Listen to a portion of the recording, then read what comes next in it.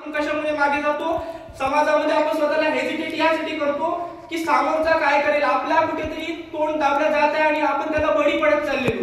त्या बळी पडता कामा नये. आपल्या समोर आपले इथे अनेक असे थोर आदिवासी महापुरुष आपल्या समोर एक साक्षात आपल्या पुढे उदाहरण आहे. म्हणजे काय आहे, स्वतःला आत्मविश्वासात ठेवा. कॉन्फिडन्स महत्त्वाचा आहे, कारण confidence does not come from others approval, it's come from your own acceptance. So we have to accept दिस.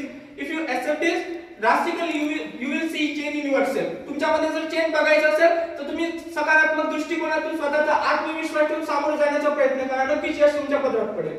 आणि यानंतर मी माझं जे काही आहे ते मी इथं थांबवू इच्छितो आणि मी अध्यक्ष मार्गदर्शनासाठी त्याचप्रमाणे एक आपल्या वसतिगृहामध्ये काल एक कार्यक्रम झाला. या कार्यक्रमादरम्यान निबंध स्पर्धा आयोजित केली गेली होती. त्याच्यामध्ये निबंधाचे जे मानकरी आहेत वैभव वासुदेव डंगारी यांना मी सुद्धा आमंत्रित करतो, मंचावर येतील आणि त्यांचा सत्कार आदरणीय प्रशांत सोनुने सर करतील.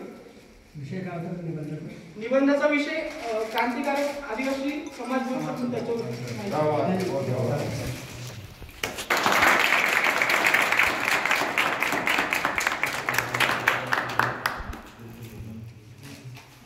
तर ते